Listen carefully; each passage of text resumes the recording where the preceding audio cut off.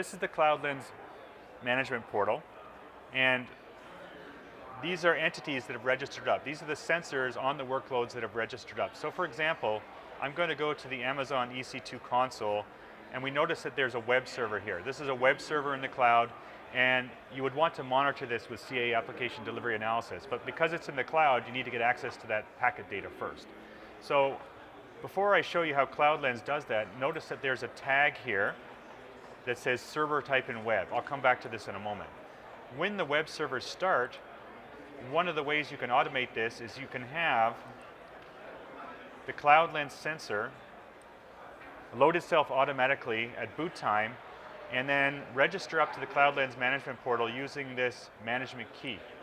So it will register up, and you'll notice that this key is the same key here used in my project.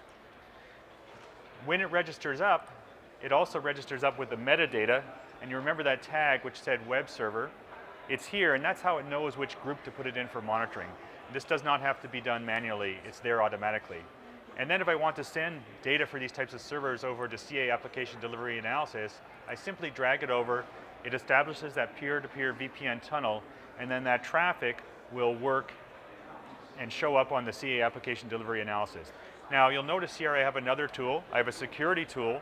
So sometimes you might have other tools doing different things like security forensics in addition to the important performance analysis that CA does, and this architecture supports this. And this is critical because CA's customers want to be able to use not only CA's tools, but other different purpose tools and have access to that same data. And the CloudLens architecture supports that.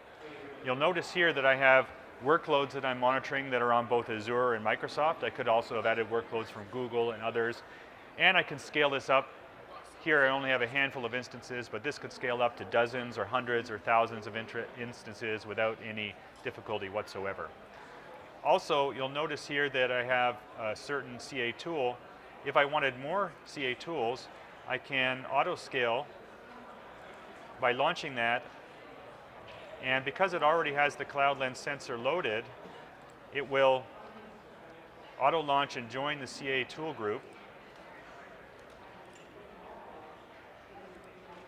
And after it does so, it will join this CA ADA group and have more tool capacity. So this is an example of the auto-scaling, the automation that are built into CloudLens.